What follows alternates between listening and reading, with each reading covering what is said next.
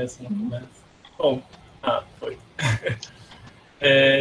Bom, gente, boa noite. Eu vou dar as boas-vindas a todo mundo, agradecer a presença de vocês na nossa última mesa do dia. E como aconteceu nas mesas anteriores, perto do fim dessa aqui, a gente vai enviar um formulário de presença que quem quiser certificado tem que preencher. Lembrando que, para que a gente possa emitir certificado, vocês devem participar de ao menos 60% das mesas, tá? E por questões de estabilidade das transmissões, a gente pede que todos os ouvintes mantenham as câmeras e os microfones desligados. E se forem fazer algumas perguntas, se forem fazer perguntas referentes à palestra ou às palestras, a gente recomenda que vocês façam uma sessão de perguntas e respostas, que é aquela ali, na opção atividade, que tem um triângulo, um quadradinho e um círculo. Mas se os comentários forem a respeito do evento, vocês podem fazer no chat mesmo. Bom, agora que eu dei os avisos, vamos começar. E primeiro eu vou agradecer o envio dos trabalhos, né, que a gente vai assistir. E eu chamo para compor a mesa a nossa mediadora, Rita Cole, né, já agradecendo a ilustre participação. E para quem não conhece a Rita, tudo bem, vou fazer uma pequena introdução dela. Rita, eu sinto muito se eu falar coisas que você vai repetir, se sinta acanhada. Bom, a Rita é tradutora, intérprete, pesquisadora na área de tradução e literatura japonesa. Ela se formou em letras japonês e português pela USP e concluiu mestrado pelo Departamento de Cultura e Literatura Comparada da Universidade de Tóquio, com pesquisa focada na tradução de literatura japonesa no Brasil. Atualmente, ela trabalha sobretudo com tradução de literatura, tendo traduzido para o português romance e contos de autores como o Haruki Murakami, a Sayaka Murata e a Yoko Ogawa, além de uma peça do dramaturgo Toshiki Okada. Em 2017, conquistou o terceiro lugar do Prêmio Jabuti de Tradução pela obra Ouça a Canção do Vento e Pinball, 1973, Haruki Murakami. Rita, seja muito bem-vinda. Por favor, o palco é seu.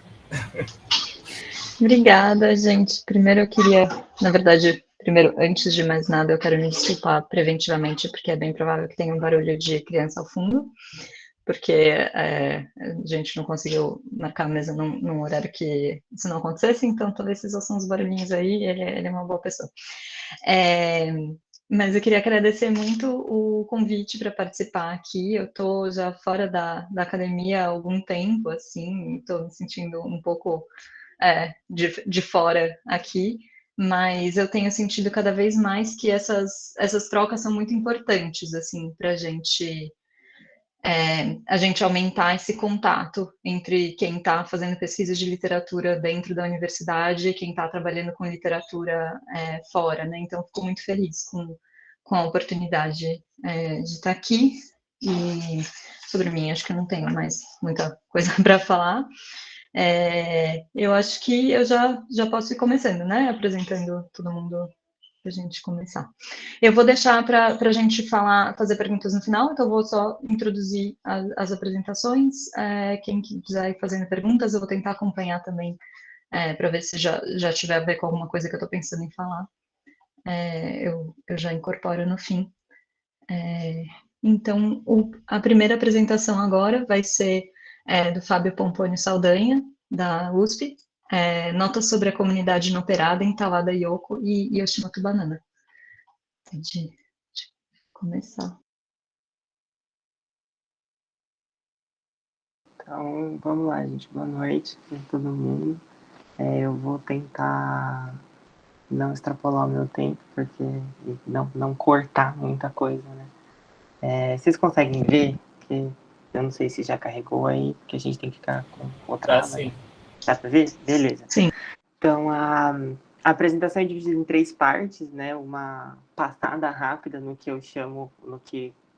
se chama de comunidade inoperada, e depois a gente parte para as obras literárias em questão, que é o Kitchen, da Yoshimoto Banana, e um conto da Tawada Yoko, que chama Mistenkan no Shiginaka. Por comunidade inoperada, para a gente poder pensar aqui juntos, se apresenta aqui, né, um conceito feito pelo filósofo francês Jean-Luc Nancy, no contexto do fim da experiência soviética, quando se volta a discutir o que é ser e estar em comum com outras pessoas, né? Não somente para a gente pensar, de repente, um culto ao individualismo, alguma coisa assim, mas pensar que tipo de relação uma pessoa consegue criar com outras pessoas a partir de um laço em comum, né? Então, a proposta dele é pensar de que maneira a gente consegue, então, reviver experiências comunitárias, pensando que depois do fim da experiência soviética, comunidade e comunismo são muito ligadas um entre o outro, os conceitos em si.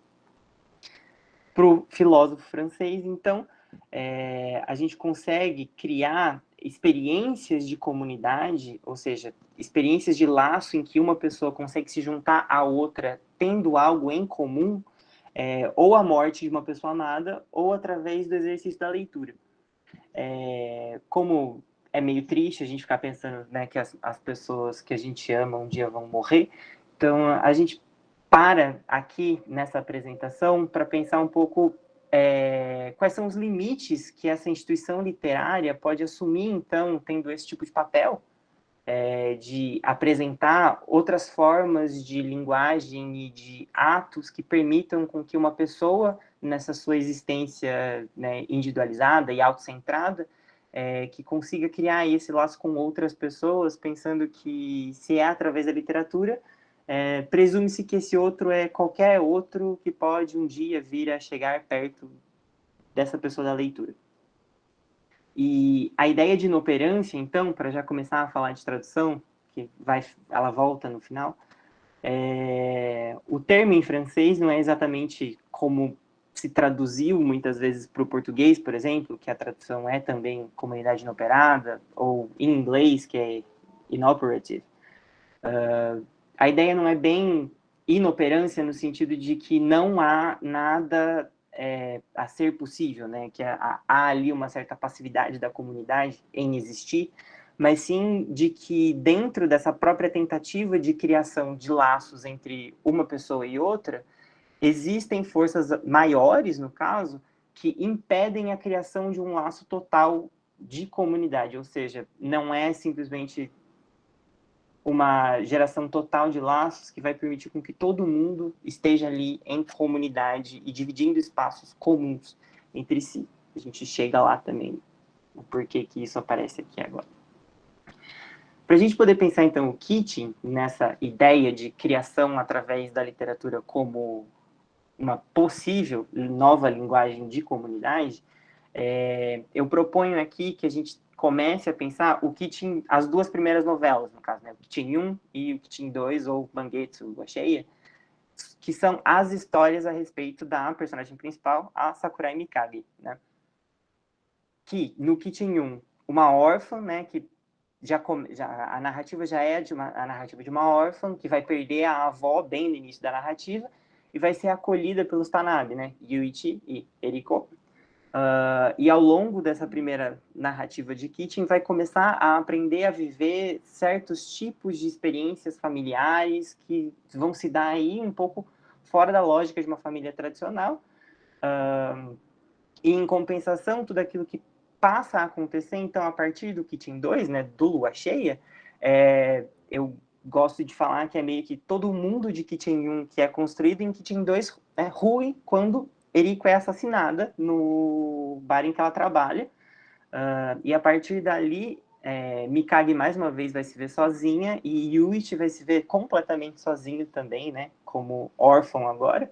E esses dois órfãos assumem, a partir de Lua Cheia, certas maneiras de tentar construir laços, mais uma vez, um com o outro, inclusive para o final do livro, né, e aí literatura é sempre spoiler, né, os dois, numa chamada de telefone, vão voltar a se encontrar mais uma vez, depois de ficar um bom tempo separados um do outro, né, seja lá independente de o que vai surgir a partir dali, se eles vão ser um casal, se eles vão ser amigos, ou qualquer outra coisa parecida, parece importar menos do que o jeito que a novela realmente termina, que é totalmente aberta para o futuro possível.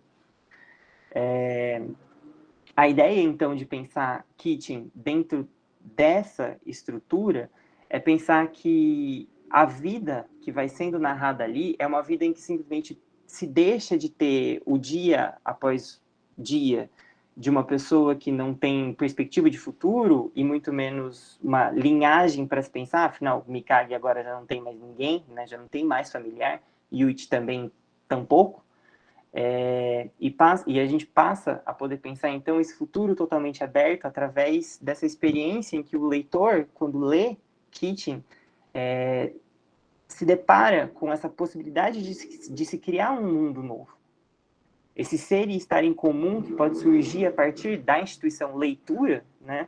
E não defendendo, de certa maneira, que isso é necessariamente a única maneira possível de se pensar, Kitchen, no caso, mas sim aquilo que pode vir a ser a leitura de tudo isso, é que a partir dessa ciência de finitude da vida e a partir dessas novas linguagens afetivas que vão surgindo, a partir desse momento em que uma órfã é acolhida e depois esses 2 órfãos passam a pensar novas maneiras de ser e estar no mundo, que a vida que vai surgir a partir dali é muito mais do que uma simples sobrevivência, do que é muito do que a gente pode vir a ler dentro do, por exemplo, Kitchen 1, né? Quando a personagem principal, né, a Mikage, tenta dormir ouvindo o som da geladeira, ou Yuichi em Kitchen 2 que vai se isolar no meio de um hotel no meio das montanhas, sabe? E vai comer só tofu durante vários dias. A ideia, então, para a gente poder pensar essas novas lógicas que vão se formando a partir do afeto, né? A partir do afeto não só das personagens, mas a partir do leitor que entra em contato com tudo isso, é que a literatura pode, então, permitir, através desses novos laços imaginativos, algo que não seja só uma releitura nostálgica daquilo que um dia existiu, que é o mesmo movimento sugerido por Jean-Luc Nancy quando a gente para tentar imaginar o que é, a partir dos novos desafios do mundo, não só tentar lembrar de uma maneira nostálgica aquilo que foi a experiência do comunismo ou da experiência soviética em geral, para poder imaginar novas maneiras de existir em comum no mundo. E para fazer um contraponto, já falando dessa vez do texto da Tawada Yoko, né, que é o Misu Tenkan no Fushigi na Aka, é um conto, né, não é uma novela, então tem ali suas questões de condensamento e tudo isso que, né, a gente vive vendo quando a gente estuda letras. Mas a narrativa, no geral, é narrada em primeira pessoa por uma narradora que não se identifica, mas ela vai tentar entender uma certa coisa que acontece bem no início do conto, que é uma menina, né, essa sim nomeada, né, Hikari. Hikari cai no chão, né, gritando, e essa narradora vai tentar entender, afinal, o que foi que aconteceu. E ao longo das outras páginas, né, a gente vai descobrindo que essa menina que acabou de cair no meio da aula de educação física e está se debatendo no chão, ela é uma aluna recém-transferida, né, então acabou de chegar na escola nova, e tudo aquilo que se sabe a respeito dela é muito frágil, né, porque é só rumor, é fofoca, é um diz-que-disse. Então, durante essa investigação da narradora, a gente vai ver que aquilo que se sabe de Hikari é que, de repente, ela tinha um namorado mais velho, ela foi vista saindo um dia do ginecologista e, de repente, as pessoas começam a imaginar que ela estava grávida e que ela possivelmente, né, já tinha tido algum tipo de relação com esse menino mais velho. E tudo começa a girar a investigação da narradora em cima disso, mas é sempre em cima de rumores e fofocas e coisas que não são muito bem, digamos, entre aspas, factuais. As conclusões da narradora vão ser um pouco mais, não sei se posso dizer factuais de novo, mas aquilo que a narradora vai conseguir depreender de tudo aquilo que ela vai investigando é quando ela espia um quadro que a Hikari está pintando... 5 minutos, Fábio. Beleza. Aquilo que a narradora consegue ver de um quadro que a Hikari está pintando nas atividades extra-classes, porque elas dividem a classe e um dia, quando a Hikari não está lá, ela vê um quadro que é totalmente vermelho, né? E o que ela consegue entender de tudo isso é que, né, Hikari, de fato, tinha em algum momento ficado grávida e ela sofreu um aborto, e que tudo aquilo está sendo traduzido naquele quadro para processar todo um trauma, né? Então, as frases finais do conto são exatamente as de que a narradora consegue entender que existe um mundo fora da percepção dela, né? E de que os acontecimentos são muito mais difíceis de traduzir a partir da própria fala. Mas o que fica de questão aqui é se isso, né, se toda essa narrativa pensada toda dentro da cabeça de uma narradora consegue de fato criar esse laço presumidamente pensado para a instituição literária em si, ou se a própria ideia de leitura, né, a própria ideia de incentivar o leitor a criar esse tipo de laço, assim como a narradora faz, de fato cria esse laço de empatia tão forte quanto ela prevê, quando a própria língua, né, a própria ideia de fala e de tradução permeiam também uma espécie de equívoco, uma espécie de possibilidade de erro. E para isso, de repente, ganhar força no argumento, a gente fala do título desse texto, né, que aquilo que fica de Mistenkan no Fushiginaka, ao mesmo tempo em que o que está escrito é conversão errada, né, o que gostaria de insistir um pouquinho é que esse misso não necessariamente é erro, né? Esse misso pode ser uma miss, né? Porque é misso, se a gente for tentar falar. E esse tenkan não é bem tenkan de conversão, talvez tenkan de epilepsia, para começar a pensar os certos movimentos que estão dentro do texto desde seu início. Então, esse tipo de valoração que a gente pode ou não colocar dentro da instituição literária pode conter certos problemas e certos equívocos que dificultam aí esse caminho de ser e estar em comum, como vem sendo perseguido desde o início da minha apresentação. Aqui estão as referências, nem sempre tão diretas na hora de falar, né? E eu encerro aqui. Muito obrigado por me ouvirem. Obrigada, Fábio. Nossa, é muita coisa, estou tentando digerir tudo aqui, eu vou tentar resumir, porque eu fui pensando várias coisas diferentes ao longo, assim.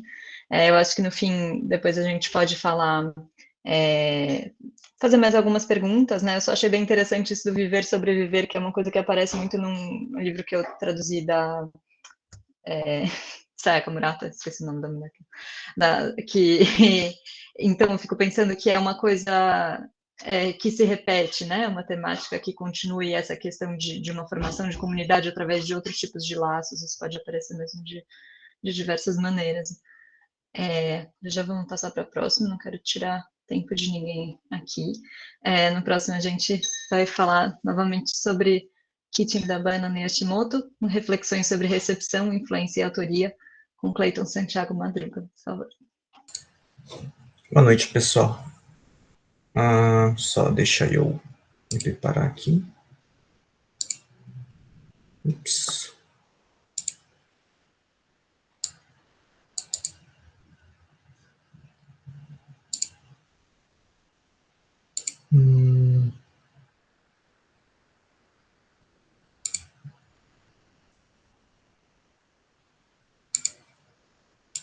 Conseguem ver minha tela? Sim, tá. Ok. Carregou. Certo. Então, começar? Então, boa noite, pessoal. Primeiro, peço desculpas porque vocês estão nessa tela aqui e os meus slides estão nessa tela aqui, então talvez eu fique olhando um para o outro. Então, meu nome é Clayton, faço parte do curso de mestrado da USP, e hoje eu vou apresentar para vocês um pouco mais sobre a minha pesquisa, que assim como o Fábio, também é sobre a Banana Yoshimoto, que é uma das mais importantes e influentes autoras da literatura japonesa, né? E seu primeiro livro, o Kitchen. Então, em 1987, a Banana surgiu no mundo literário com o Kitchen, e de forma bem rápida ficou conhecida tanto pela crítica quanto pelo público, ganhando prêmios com a publicação, se tornando, né, que a gente e diz, entre aspas, assim, uma newcomer, né, uma jovem autora com potencial, e a gente tem muito disso lá com essa dinâmica de prêmios e concursos literários, e nisso a crítica levanta nomes como a próxima sensação da literatura japonesa, que são publicados, mas que em muitos casos caem no esquecimento. E a Banana, pelo menos no primeiro momento, era considerada só mais um autor, mais uma autora desses, né, que eventualmente cai no esquecimento. E, bom, é claro que existem, né, outros autores também surgindo da mesma forma, através desses prêmios, desses concursos, e que conseguiram triunfar, assim como a Banana conseguiu. Um deles é o Haruki Murakami, que acho que todos conhecem. E parte da minha pesquisa envolve entender um pouco como era ser uma autora mulher no Japão, justamente para poder analisar o impacto disso da recepção do livro e da crítica, né? E é bem visível uma contradição histórica entre a forma com que a literatura feminina foi tratada ao longo do tempo e como a literatura em si foi concebida a se desenvolver no Japão. Eu vou tentar não ficar muito tempo nisso, porque é muito pano para manga, mas comentando de forma bem rápida e a grosso modo, a gente tem, logo no surgimento da literatura japonesa, uma forte influência da autoria feminina, Murasaki Shikibu, Indi Monogatari, por exemplo, e diversos registros escritos por mulheres da corte, enfim. E após, de novo, resumindo de uma forma bem resumida, a gente tem um apagamento e uma censura de quase 800 anos. E eu sei que tem várias recorrências, né, espaçadas ao longo do tempo, de mulheres que escreveram, as monges, né, muito importantes no haikai, no haiku e etc. Mas, a grosso modo, foi isso que aconteceu. E, eventualmente, por volta do período Meiji, com o Japão importando conceitos ocidentais e adotando, mesmo que de forma bem básica e bem rudimentar naquela época, ideias progressistas, né? Então teve aí o surgimento, mesmo que no primeiro momento apenas de algumas ocorrências também, o surgimento de mulheres autoras, como lembro da Fumiko Hayashi, que ficou um pouquinho mais para frente, né? Não exatamente ali na Revolução Meiji, no período Meiji, que foram muito populares, mas que também eram segregadas e rebaixadas a um gênero alheio à literatura, que a gente tem um Joryu Bungaku, né, que a gente chama, que a grosso modo era, falando num sentido bem pejorativo mesmo, considerado como livro de mulher, né? Falando assim mesmo, jeito condescendente. E é muito engraçado que tem registro de debates literários em que os estudiosos de literatura eles ficavam e se debatiam. Mas será que uma mulher conseguiria escrever algo que não fosse Joryu Bungaku, que não fosse livro de mulher? E etc. Mas eventualmente esse termo Joryu Bungaku e o termo que vem com ele, que é o Joryu Gakka, né? Que seria a autora mulher, eles caíram em desuso no pós-guerra, mas ainda não me é claro se isso foi simplesmente porque o Joryu Bungaku como gênero se tornou obsoleto, se tratando de forma mercadológica mesmo, se esses livros desse gênero eles pararam de vender, ou se foi o progressismo que se tornou mais forte que permitiu que isso acontecesse. Para mim ainda não fica muito claro. Tem evidências dos dois, e é possível também que seja os dois ao mesmo tempo, tanto os livros paravam de vender e o progressismo se tornou mais forte no Japão, é possível. Então, em 1987, que tinha lançado e premiado, como eu já mencionei, se torna um sucesso com o público, mas teve uma forte resistência da crítica literária que não validava o livro e a Banana como autora, né, como uma autora literária de literatura japonesa. Eles reconheciam a popularidade do livro, muitos reconheciam o talento dela como autora, como o Kenzaburo Oi, por exemplo, elogiou muito ela, mas rebaixavam aquela história, né? Rebaixavam o status dela como uma newcomer, uma autora jovem, nova, que vai ser esquecida, assim como todos os outros foram. E entre as críticas mais comuns que a gente pode ver dela, uma que é bem interessante, é que ela era um fenômeno pop, né? Isso como crítica, como algo negativo. E se a gente pega a acepção negativa de pop, a gente pensa em algo vazio, vulgar, sem essência, né? Sem valor, sem cultura, né? Tudo que os velhos lá da época eles não gostavam. Por trás disso também tem muito pano para manga, né?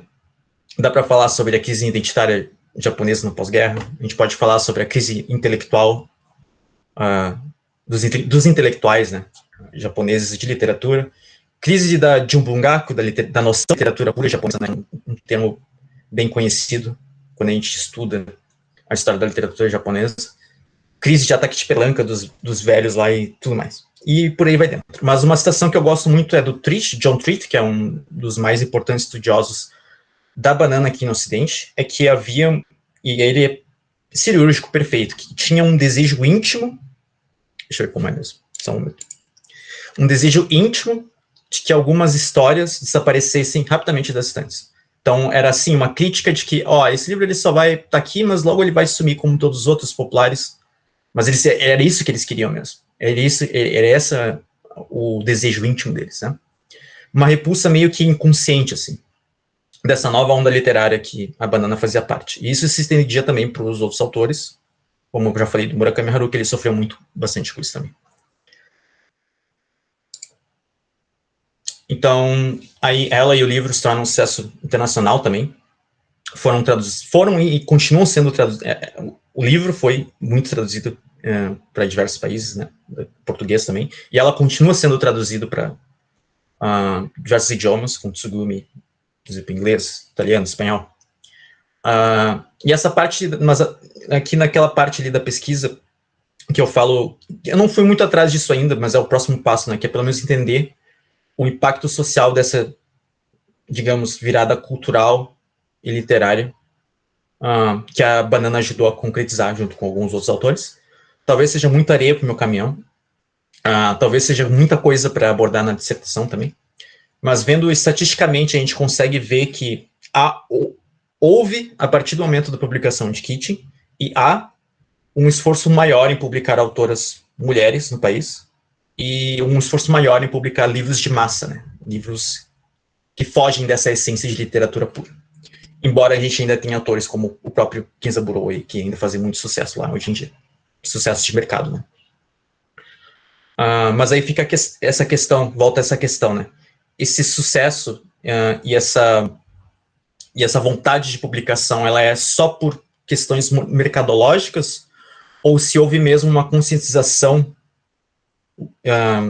e houve um maior avanço do progressismo no país, o que eu acho que, se tratando de Japão, eu não me oposto muito nessa hipótese, nesse caso.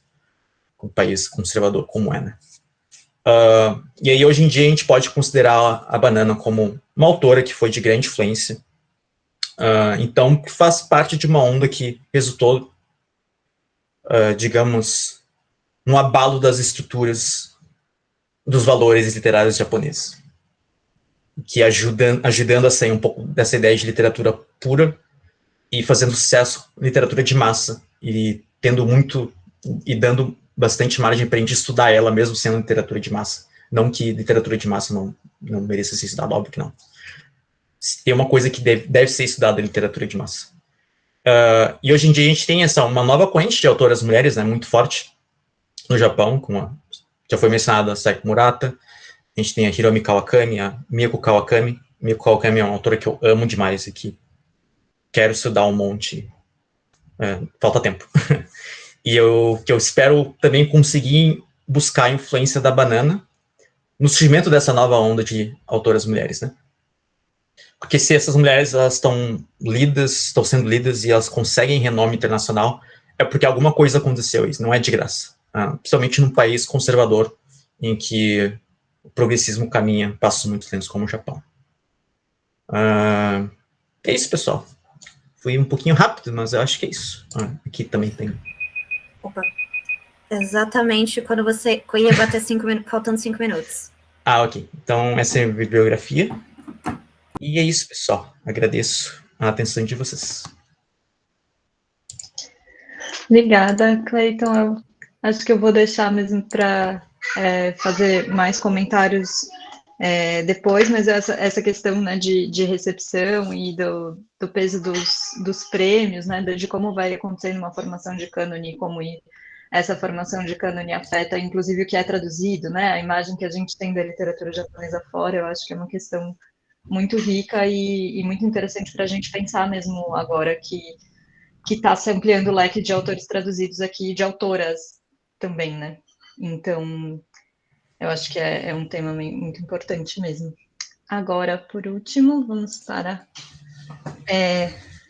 o que é ser japonês, Identidade Nacional Japonesa em Xangai, de Akomitsu Riichi, da Yumi Arako. A gente pode compartilhar? Oi, eu peço perdão, eu compartilhei antes da hora, eu estava com medo de ficar com problema. É bom porque ele pensa um pouquinho.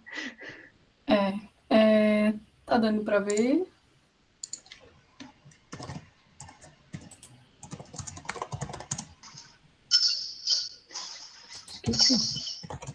Sim. Minha apresentação, então, é sobre identidade nacional japonesa em Xangai, do autor Yokomitsu Riichi. Primeiro, eu vou apresentar a definição de nação e identidade nacional. Depois vou apresentar um pouco sobre o autor. Desculpa. Oi. Essa apresentação não está aparecendo para a gente, eu acho. Não está aparecendo. Eu achei que só uma tela escrito introdução. Ayumi Arako Presentation. Vou tentar de novo.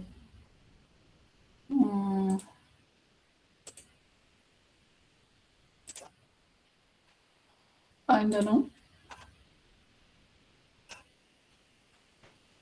Agora sim.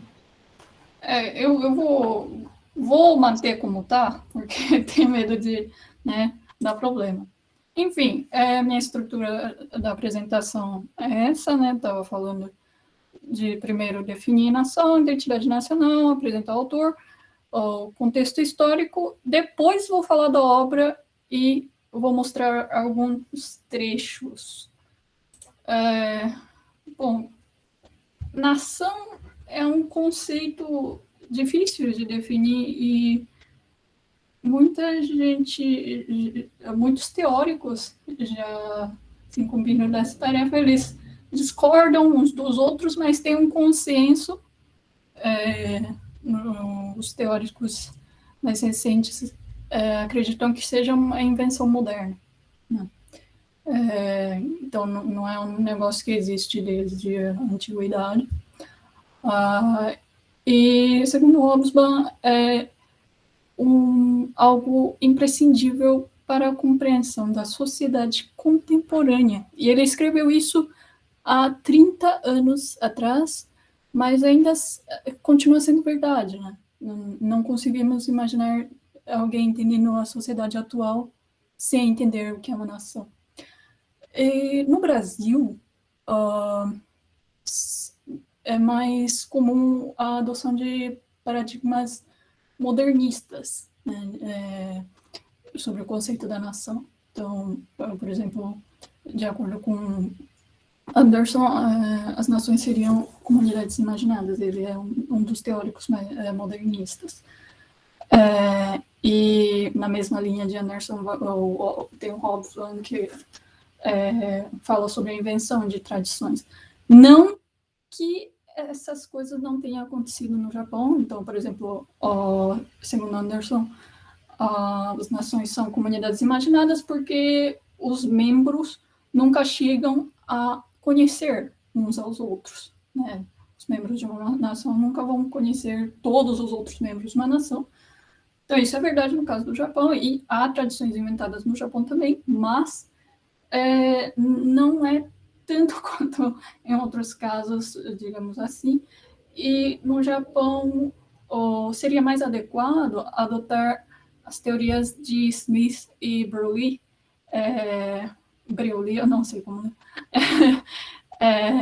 de entidade étnica, a nação como entidade étnica. Então, já havia uma comunidade étnica e sobre ela foi construída a nação. Então, por quê? Porque o Japão é um pouco bem mais homogêneo que o Brasil, né? E a formação da nação no Japão ocorreu após a intensificação do contato com o Ocidente, né? Então, e aí, agora, o que é a identidade nacional, né? Gellner fala que é uma coisa intrínseca à condição humana, que assim como a gente espera que alguém tenha 2 olhos, uma boca, duas orelhas, um nariz, enfim, se a pessoa não tem uma nação, vão pensar que tem alguma coisa um pouquinho faltando. É uma definição antiga, né? Por isso tem essa... com base na cultura compartilhada e única. Então, as culturas são homogeneizadas, né? As culturas de diversos grupos ali étnicos são homogeneizadas para formar uma nação, para que ela seja única no mundo. É meio contraditório, né? E, além disso, no caso do... em qualquer nação, a identidade formada pela comparação da relação com o outro, né? E aí, assim se constrói a relação consigo mesmo. No caso do Japão, esse outro era o Ocidente, né? E eu justifico a escolha de um romance para essa análise justamente pelo argumento de Anderson de que o romance tem um papel fundamental na formação da identidade nacional. Rapidamente sobre o autor, ele viveu nessa época, surgiu no Círculo Literário em 23, né, com essa obra aqui. Ele foi bem próximo de Kawabata Yasunori, que foi bastante traduzido aqui para o Brasil, né? E com o Kawabata, ele formou o Shinkankaku, que seria a escola neosensorialista. Há algumas traduções para esse termo, mas estou usando neosensorialista. E ele foi a figura central dessa escola que tentou aplicar técnicas modernistas que vinham da Europa.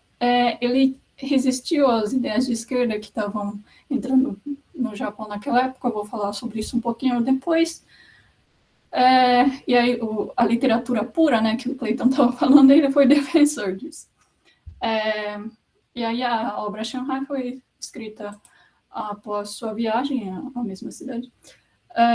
Foi um dos mais populares no Japão, ainda hoje é lido, né, nas escolas, e após a guerra ele foi denunciado pela responsabilidade da guerra porque ele tinha um posicionamento bastante nacionalista. Então, eu vou falar sobre a obra dele justamente por ser uma voz hegemônica e nacionalista num período em que a identidade estava se formando, a identidade nacional estava se formando. Bom, enfim, eu falei aqui da ocidentalização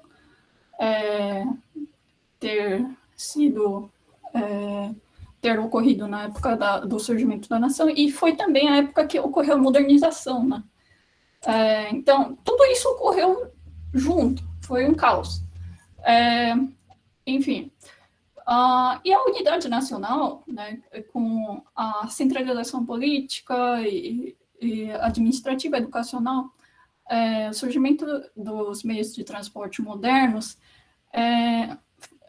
além da comunicação de massas, fez com que tudo que era central conseguisse chegar, né, nos quatro cantos da nação. E isso foi fundamental para a popularização da literatura. Foi nessa época que surgiu a profissão, assim, digamos, de escritor, né? Antes era uma coisa mais de hobby, né? E nessa época se tornou uma profissão. E também teve uma avalanche de influências ocidentais. Então, de produtos e culturas sendo consumidas, né, vindos do Ocidente. Por quê? Porque eles acreditavam que se ocidentalizar seria a mesma coisa de se igualar ao Ocidente. E eles tinham essa complexo de inferioridade, né? Nossa, a gente é tão fraquinho, não tem aquela força militar dos ocidentais, vamos consumir tudo que é do Ocidente para a gente ficar igual a eles. E aí isso provocou a substituição das coisas tradicionais pelos equivalentes ocidentais. Então, desvalorizava o que era tradicionalmente oriental. Por exemplo, a medicina tradicional chinesa foi trocada pela medicina ocidental. A filosofia oriental começou a ser trocada pela filosofia ocidental, e assim por diante. Também teve a entrada de influências ocidentais na política e nas artes. Aqui a gente pode ver alguns exemplos. E isso provocou tensões sociais. Então, teve a greve geral em 1920, a primeira greve geral do Japão, a prisão de comunistas, a promulgação da Lei da Preservação da Paz em 25, com o grande terremoto de Kanto em 23, a certeza de que toda aquela modernização era benéfica e tudo aquilo deveria ser uma coisa da qual eles deveriam se orgulhar, foi por água abaixo, né? Tóquio sumiu, destruiu tudo, e isso trouxe à tona inseguranças muito fortes que já estavam presentes, mas isso ficou muito evidente com o desastre. Então, ocorreu massacre de coreanos e assassinato de militantes da esquerda, né? Massacre de coreanos foi porque, com a política expansionista, as pessoas começaram a ficar em dúvida o que era ser japonês. Então, com vários territórios sendo incorporados, todo mundo fazia parte do Japão, mas quem que era japonês? Os taiwaneses, os coreanos eram japoneses também? Ayumi, 5 minutos. Opa, certo. Enfim, aí teve outras consequências negativas que começaram a ficar evidentes com isso, e a literatura começou a tentar se posicionar em relação a essas consequências negativas da modernização. Uma vertente foi a politização da literatura com a literatura proletária, e outro foi o formalismo, que focava na estética, porque a estética era uma das poucas coisas que o Ocidente valorizava do Japão, né? Tudo do Japão era inferior, mas as artes era aprovado. Então, a estética foi usado como um instrumento contra-hegemônico. E agora, finalmente, eu vou falar um pouco da obra. Shanghai foi serializada entre 28 e 31, 1928 e 31. Tem como pano de fundo o incidente de 30 de maio de 25, que é um movimento anti-imperialista e anti-estrangeiro de grandes proporções. Começou em Shanghai e se espalhou pela China toda. A história é sobre expatriados japoneses vivendo na Shanghai. E alguns exemplos aqui dos trechos. Aqui nos dois trechos, então, por exemplo, os japoneses que não aceitam sua própria nação não tem nenhuma outra opção além de ser mendigo ou prostituta, né? E aqui eu não vou ler tudo, vou resumir.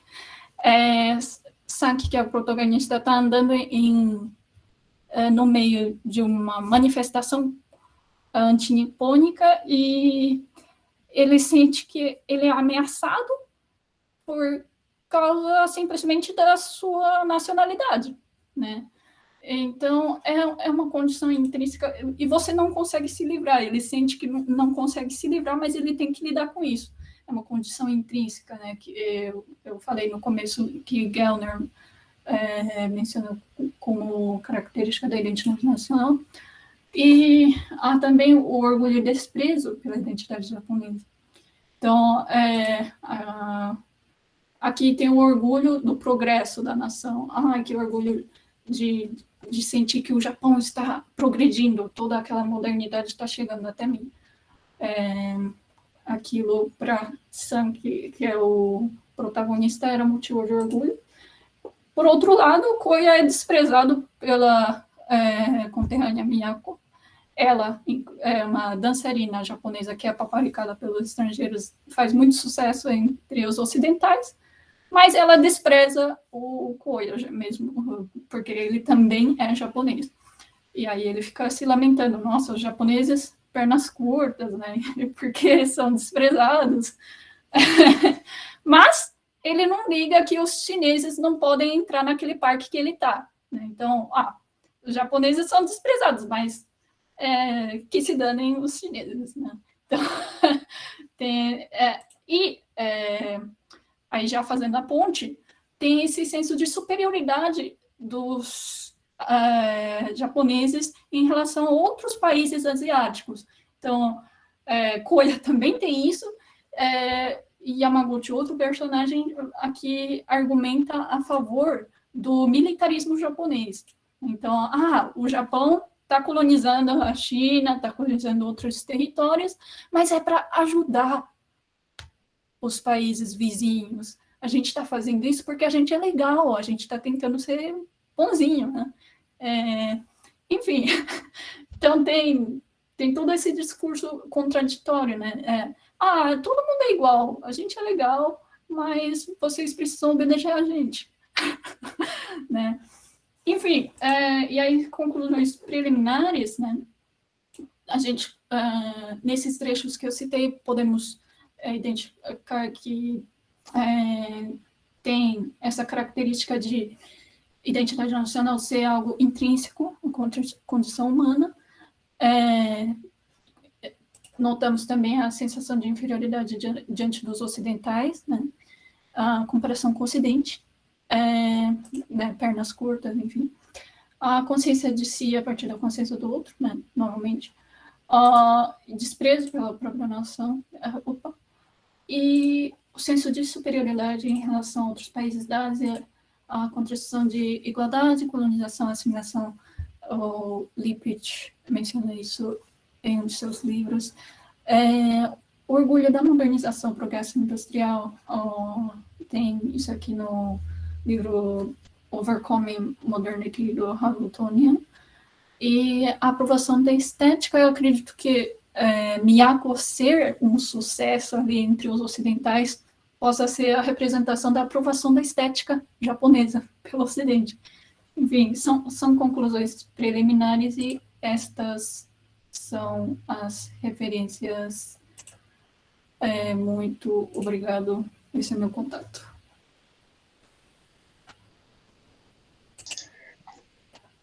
Obrigada, Yumi. Eu acho essa questão, eu estava pensando, acho que ela está sempre muito presente, né, do que é ser japonês e como que se gerencia essa existência de outras nacionalidades ou de outras presenças étnicas dentro do Japão, mesmo agora, Sim. né, que fecharam por causa de novas variantes de Covid, e quem é residente estrangeiro no Japão não pode entrar, se tiver passado em X países, os japoneses podem.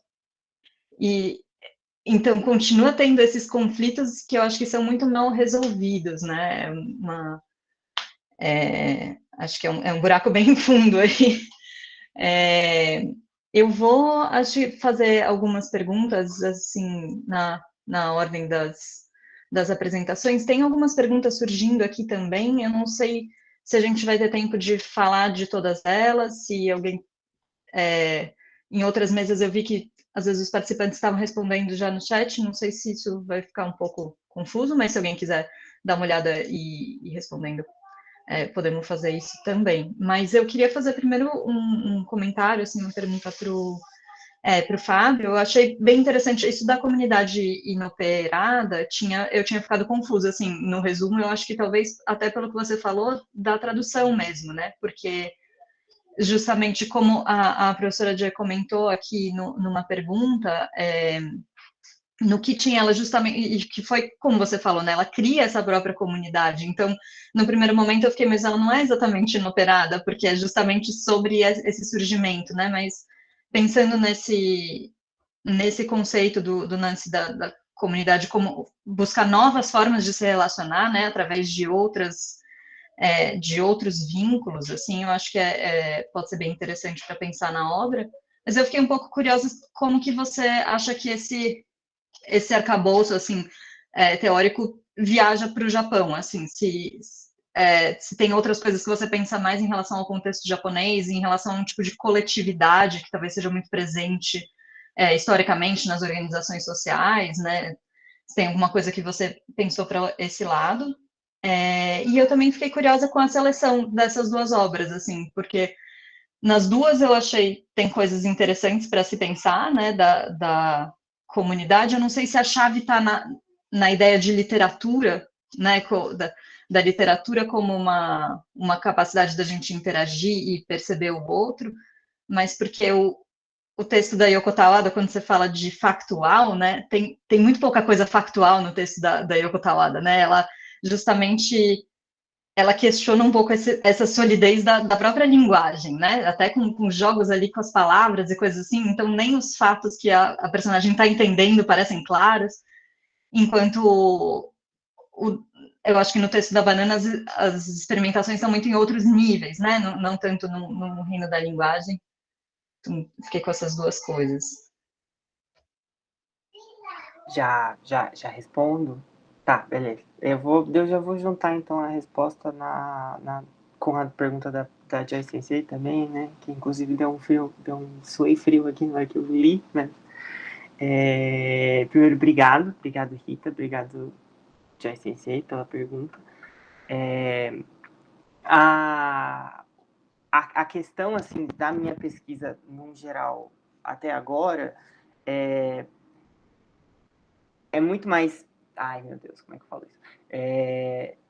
A teoria tem um peso que não é só inserir tentar enxergar ou tentar justificar certo tipo de recorte teórico naquilo que, tipo, dá para ver isso na literatura, né? Que eu acho que responde um pouco do início da pergunta da Sensei, no sentido de que não é talvez só provar, né, que se existe comunidade não operada ou não em Tawada Yoko, em Yoshimoto Banana, mas sim tentar entender exatamente esse pedaço do raciocínio do Jean-Luc Nancy, onde a literatura assume esse papel tão fundamental como nova criação de linguagens possíveis, né? Que eu acho que nesse texto específico, né, no Keating específico, isso é muito visível, né? Assim, tudo aquilo que discorre, né, entre Keating 1 e Keating 2, aquilo que se forma ali é uma nova maneira de viver, de ser e estar em comum, né? E em contraposição ao que vai acontecer muitas vezes nos textos da Tawada Yoko. O problema do recorte, né, é que, na verdade, o texto que eu apresentei é um texto que eu escrevi para uma disciplina, né? Então, assim, eu estava juntando coisas que eu estava fazendo no sentido de interesses diferentes de pesquisa, né?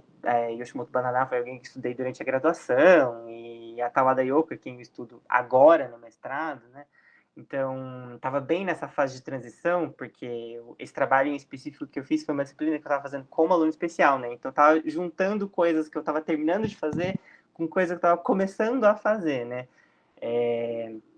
Eu quero, sim, passar um pouco mais para frente no eixo temporal, né, para continuar na resposta da Joyce Sensei, passar um pouco mais para frente no eixo temporal das coisas da produção mais recente da Yoshimoto Banana, até porque acho que em termos comparativos são outras coisas que a gente consegue elencar, né, mas como na época o que eu estava estudando era o Keating, né, principalmente o Mangetsu, então na hora que eu comecei a escrever o trabalho isso ainda estava muito presente na hora de ver tudo isso.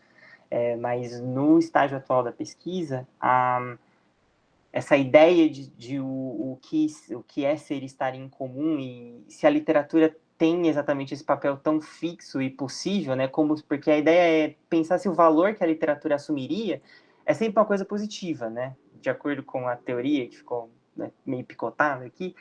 A ideia é que a literatura tem sim essa possibilidade de fazer isso. A ideia de testar um pouco esse próprio limite é pensar, então, se é bem assim, né? E aí o exemplo surge, né? Pensando um pouco naquilo que eu venho pensando a respeito da Tawada Yoko, principalmente por causa do Kentoshi, tudo aquilo que ela escreveu por causa de Fukushima, se esses novos mundos pensados são realmente tão possíveis, assim, de se criar a comunidade, né? E de ser e estar em comum, pensando em quais são os desfechos que ela vai criando. Eu não sei se eu fui para a resposta, se eu não fui, tem esse Não, problema. acho que fez sentido, assim, eu acho que isso acontece muito, né, até pelo que eu estou acompanhando aqui das mesas no geral, de que você tem que fazer um recorte super curto, né, em todas as coisas que você está vendo, e daí todo mundo vem, mas por que você não falou disso? Eu não falei porque eu tinha 15 minutos, então eu acho que isso fez bem mais sentido, e aí, nesse lado de pensar em quando a literatura não funciona para esse lado, não sei, de uma plenitude, né, desse tipo de comunidade, a Tawada Yoko pode ser muito rica mesmo, né? Eu estou lendo o Kentoshi agora e tem essa força destruidora. Eu estou lendo em inglês, gente, achei no sebo. Aí, então, fui obrigada a ler em inglês. Mas porque a linguagem dela é muito desafiadora, né? É assim, é muito... eu gosto de já ver resolvido na tradução, senão eu fico desesperada lendo, pensando, meu Deus. Mas eu acho que ela tem justamente essa coisa um pouco destruidora, assim, né? Ela te desorganiza, tem uma força na direção contrária, eu acho, do que a gente vê no Kitchen, né? Eu acho que a gente pode voltar para isso, mas eu queria seguir com perguntas para os outros participantes. Para o Clayton, eu fiquei curiosa, assim, porque você falou um pouco de um contexto mais distante, né? Isso, como eu acabei de comentar, assim, a gente está sempre vendo um recorte aqui, né? Mas de Oriyobungaku, de coisas assim, eu fiquei curiosa do que, se você está vendo também o que acontecia num contexto mais próximo mesmo, assim, de outras autoras que estavam surgindo ali, talvez nesse mesmo esquema de prêmios, de pessoas que surgiam e num caminho um pouco diferente do que o estabelecimento literário já estava acostumado, né, de outras mulheres, para pensar a Yoshimoto Banana dentro desse contexto mais próximo dela, né? E também, quando você fala da coisa de Angongaku e da literatura pura e a literatura de massa, né? E da Yoshimoto Banana como um movimento de se publicar mais literatura de massa, eu fiquei um pouco pensando nisso, porque para mim essas obras que começam a surgir, como o Haruki Murakami também, eles me parecem mais questionar, né, borrar um pouco essas fronteiras do que seriam esses dois tipos de literatura, né? Eu não sei se eu penso na Yoshimoto Banana, que não é uma área que eu super entendo, mas como uma literatura mais popular, ou a Mieko Kawakami, por exemplo, né? Ela está dentro eu acho, pensando onde ela publica e coisas assim, dentro de uma literatura pura, né, pelos prêmios que ela ganha, mas eu acho que talvez fosse produtivo pensar justamente como essas mulheres estão renovando a própria literatura pura, né, talvez trazendo novas vozes, assim. Então, eu queria saber se você estava olhando para outras mulheres que estavam escrevendo ali ao redor também. Sim, eu pesquisei sobre, mas a pesquisa ainda está rudimentar nesse lado, né? Focando um pouco mais na Banana, na releitura do livro. Mas tratando de outras leituras, das outras autoras, primeiro que o que destoa mais é como a crítica caiu em cima da Banana de forma, digamos, mais pesada, e não tanto em relação às outras, né? Porque justamente foi ela que fez mais sucesso. Porque os números dizem isso, né? Tanto do número no sentido mercadológico mesmo, de quantos livros ela vendeu. Então, não havia quase como... Não havia um precedente ainda em relação a isso. Então, mas o que você comentou sobre literatura pura, em contraste com a literatura de massa, etc., eu não acho que eu discordo um pouco que seja uma, digamos assim, uma junta ali, meio que amistosa. Eu acho que é justamente um conflito de literatura de massa com a literatura pura, né? E quando a gente pensa em literatura pura, a gente pensa em valores puros, etc. Aquilo que realmente se deve estudar, né? Só que isso é extremamente subjetivo. E é nisso que eu que sim, eu acho que sim, entrou a um movimento de que eu esqueci o português por um momento, a gente fala de merge, né, um movimento de juntar os dois, mas que isso não foi pacífico, isso foi feito através de conflito, da crítica em relação à banana e da banana em relação à crítica publicando. E a gente tem outros autores, o próprio Murakami, que também teve essa mesma reação e teve esse mesmo impacto. O outro Murakami, o Ryu Murakami, também teve esse mesmo impacto. Então mais ou menos nessa linha. Acho que essa questão dos críticos caírem em cima dela porque ela fez mais sucesso é interessante, né? Porque as outras a minha, tipo, tudo bem, não precisa discutir com elas, mas isso aqui precisa, tipo, apagar. Sim, exatamente aquilo que eu mencionei, que existia um esforço para que os livros eles desapareciam realmente das prateleiras, os autores eles não conseguiam emplacar, né? Mas era esse mesmo desejo do pessoal, dos críticos literários da época, do círculo literário da época, que esses livros não prosperassem mesmo. E aí, quando realmente teve alguém que se demonstrou um perigo maior, como o Yoshimoto Banana, aí que, né, é aí que o pessoal entrou em cima mesmo. Mas, como eu mencionei, eles reconheciam o talento dela, mas não reconheciam ela como autora. Então, eu poderia muito bem simplesmente falar, ok, isso é machismo. Mas é uma explicação muito simples, muito simplista para um problema que é muito maior, né? Que tem outros tentáculos que estão por trás. Acho que seria interessante, né, por isso eu estava pensando, assim, de ver, a Joy perguntou aqui também, qual a sua leitura dos críticos sobre a obra dela, né, desse antagonismo entre a crítica literária e a recepção do público. Eu fico pensando de que forma essa crítica em relação a ela se encaixa numa história de críticas em relação à escrita feminina, né? Tem um livro que eu tenho e não li ainda, que é o Woman Critique, não sei se você já viu, da Rebecca Copeland? Sim, eu tenho ele baixado, inclusive. Baixado porque eu não pude comprar.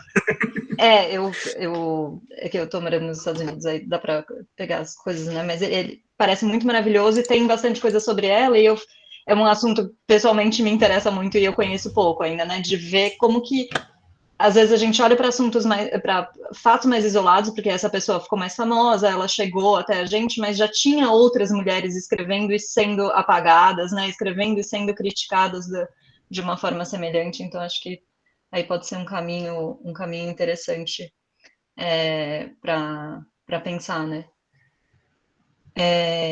E aí tem uma pergunta aqui sobre o Shinkankaku-ha, se fala errado, que ele incorpora algumas noções automodernistas do Ocidente. Como você acha que essa escolha estilística se relaciona com o ultranacionalismo? Porque talvez você seja mais fácil, mas porque esse automodernismo ocidental, como em Joyce e Brett, tem muita problematização e ironia com relação do tema da nação. E isso, eu não li ainda o Xangai, eu até participei do Catarse, estou esperando, quero ler ele. Mas obrigada! Não, eu fico muito feliz, assim, da gente estar tendo acesso, né, a novas obras que eu acho que vão expandindo esse cânone que a gente tem. Mas pelo que eu li sobre a obra, eu acho que ela tem esse lado um pouco satírico, né? Fiquei curiosa mesmo com essa coisa, como que a parte mais estilística também pode se relacionar com essa questão nacionalista. E eu tinha ficado também com uma curiosidade, sabendo da história do Yokomitsu, assim, para onde que ele vai depois, né, para esse lado nacionalista, de apoiar a guerra, se você enxerga dentro desse livro já alguns sinais disso, assim, coisas dessa tendência, como que isso está ali. Sim. Bom, muito obrigada. Obrigada, Felipe, pela pergunta. Eu gostaria muito de ter falado durante a apresentação disso, inclusive. Obrigada, professora Joyce. E essa questão da estilística modernista, né? vai fazer exatamente uma guinada errada ali, né? Porque eles estão tentando ser um instrumento contra-hegemônico e acaba virando uma voz hegemônica. Então, é assim, tá muito torto.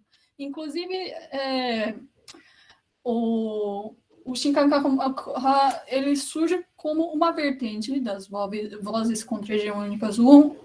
Uma vertente é a literatura proletária, a outra é as alternativas mais focadas na estética.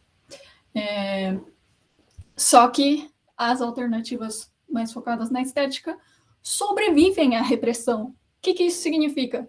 Que o pessoal da literatura proletária vai ser dizimado ali, ou senão vai ser forçado à conversão, Tenko, né?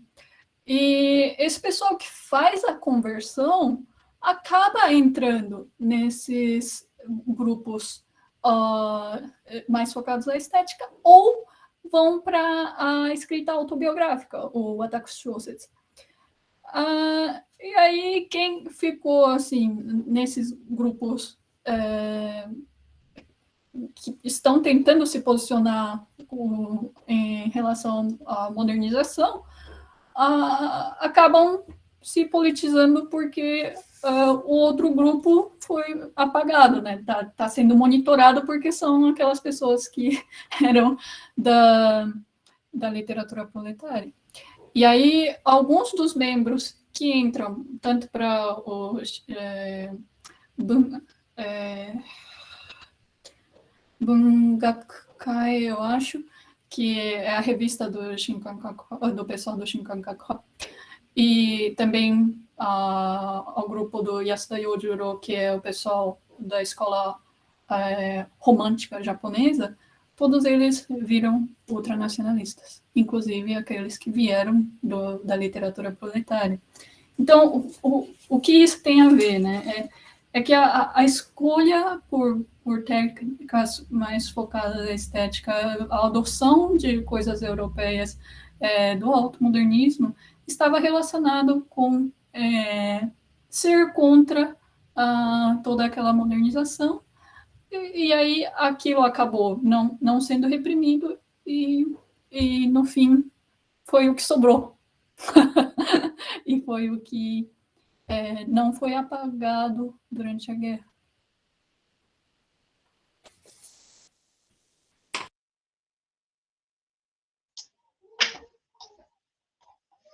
É um período, na verdade, que eu conheço muito pouco, assim, de obras no geral. Eu estudei a tradução do Musashi no mestrado, então eu fiquei pensando um pouco sobre isso, sobre esse nacionalismo por um outro caminho, né? Até o uso da literatura ali nessa década de 30, mas estavam, acho que, numa experiência muito diferente, né? Mas é muito fascinante de ver isso, né? Como as pessoas começam a tentar escrever por um caminho para tentar questionar esses status quo, tentar questionar o que está acontecendo ali, e daí eles acabam caindo nas mesmas coisas, né? Nacionalistas e identitárias. E eu fico bem impressionada de ver o quanto essas coisas continuam até hoje, né? Quando você fala dessa sensação de ser desprezado pelo Ocidente, ao mesmo tempo de se achar superior na Ásia e ter um preconceito com outras pessoas, as coisas Zainichi, hoje em dia ainda, né? Então são temáticas muito duradouras, né? Eu não sei se a gente tem temas aqui semelhantes também, né? Duas pessoas falando com banana, falando da banana, se vocês quiserem fazer algum comentário também, um para o outro da mesa. Mas eu fico muito feliz de ver essas novas coisas sendo pesquisadas, né? Eu acho que quando eu estava na academia, a gente não tinha menos coisas, até para a gente ter menos traduções, né? Eu acho que se trazer, por exemplo, uma tradução do Xangai, essas pontes entre pesquisas acadêmicas e a tradução mesmo, tem um peso muito importante. Eu vou dar uma olhadinha só se eu deixei passar alguma pergunta aqui. tá bem tarde, né, para todo mundo aí. Queria agradecer também, eu ia falar isso, esqueci, agradecer a presença de todos aqui nessa mesa. O Felipe que tinha falado dessa questão do modernismo, ele respondeu, e sim, esses livros estão os dois disponíveis, gente, isso eu acho que é muito importante, a gente aprender a fazer propaganda do que está sendo feito, porque os autores que são mais diferentes, eles estão saindo por lugares menores, né, a Rebecca Copeland, por exemplo, que eu comentei, que faz essas pesquisas, não tem nada em português dela, mas assim, tem coisas que estão acontecendo dentro da academia e a gente acaba não sabendo, né? Então eu acho que é muito quando a gente sabe alguma coisa, não pode ter vergonha, tem que fazer propaganda mesmo, tem que mandar o link, comprem no site. Mas da minha parte, eu acho que era isso, assim, de perguntas, eu achei muito interessantes as pesquisas no geral, assim, eu acho que principalmente na escrita das mulheres, a gente tem uma lacuna muito grande que a gente tem que preencher ali, né? Eu acho interessante, talvez até a gente pensar, por exemplo, na Baiana Yoshimoto como um caminho de entrada ali, né? Porque ela é uma pessoa mais conhecida, a gente já tem traduções, por isso que eu estava insistindo um pouco nessa coisa de o que mais que tem até ela, né? Quais são outras escritoras? Porque eu fico impressionada com o tanto que eu não conheço, né? E eu, como alguém que fiz letras, estudei essa área, então imagina pessoas que estão tendo um contato com a literatura por outros caminhos, tem menos ainda. Sim, olha, é verdade, o Felipe estava falando aqui que vai sair a tradução dele do Shoujo de Goku, do Yume no Kiyosako, então acho que por esses caminhos a gente vai conseguindo ampliar, né, esses olhares. Eu sou bastante tendenciosa para a voz das mulheres, né? Eu acho que a gente tem muito para compensar ali, mas eu acho que tem outros escritores modernos também, a gente está indo hoje pulando muito para coisas contemporâneas, né? As pessoas estão buscando outro Murakami o tempo inteiro, e tem outras coisas muito interessantes que iluminam muita coisa de história do Japão também, né? Como essas questões de nacionalismo, no pré-guerra. Então, da minha parte, eu acho que é isso, gente. Tem alguém que gostaria de falar mais alguma coisa? Então,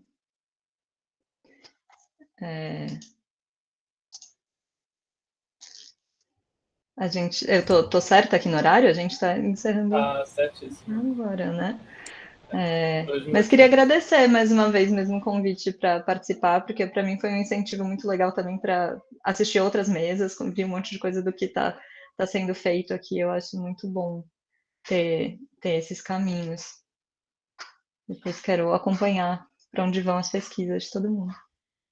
Que bom, Rita, que bom te ver novamente, agora com uma outra fase da sua vida, mamãe, continuando com muitas traduções, muito orgulho aqui, e gostaria de agradecer, né, que você aceitou nesse horário que eu acho que para você é meio complicado, mas parece que ele está fofinho, não gritou, não fez nada, né? Ele gritou só durante as apresentações, gente, foi bom. Fora do jantar, ele tinha alguma opinião ali, que ele não foi favorável sobre o jantar, mas ninguém ouviu. Não, mas foi ótimo, foi realmente, agradeço até esse horário, muitos continuam começaram desde as 1h e pouco, né? Eu vi até que muitos foram, as que saíram só um pouquinho voltaram. Eu agradeço muito esse público, né? Quer dizer, esse interesse que todo mundo está. A gente não esperava, na verdade, né? 2 dias, assim, uma maratona de conhecimentos, assim, e que todos ficassem, assim, numa média, né, de 80, 100 participantes na tarde toda, a noite toda. Agradeço muito, mas isso é muito porque vocês, né, não só os que estão mediando, mas os que estão apresentando, estão trazendo conteúdos e as pessoas estão entendendo, né, que esses pequenos, né, grãozinhos de areia fazem diferença na vida da gente, nas nossas reflexões, enfim, né, no nosso modo de querer conhecer o mundo. Acho que é muito legal esse momento que a gente está tendo na academia, essa mudança talvez de, como você mesmo disse, né, Rita, da sua época a gente já era ainda um pouquinho mais camisinha de força, né, mas acho que agora a gente está querendo meio que desdobrar, né. Desculpa interromper, mas é que eu queria fazer o aviso oral também de que é a última chamada para preencher o formulário de frequência dessa mesa. Por favor, preencham, senão a gente vai fechar. Essa parte burocrática é importante. Mas então, de qualquer modo, como, né, já está num horário previsível, então eu agradeço a todos, principalmente também os nossos monitores, estão firmes e fortes, que, né, estão no background aqui do nosso evento. A Junko Sensei, que deu aula e voltou, está aqui conosco. Não sei se ela quer comentar alguma coisa, mas espero vê-los amanhã novamente a partir das 1:50, tá bom, Minasan? Oyasumi-nasai, muito obrigada. Boa noite, gente. Obrigada. Tá. Que legal, natsukashi, né? Fábio-san, Ayumi-san. Natsukashi. Gente,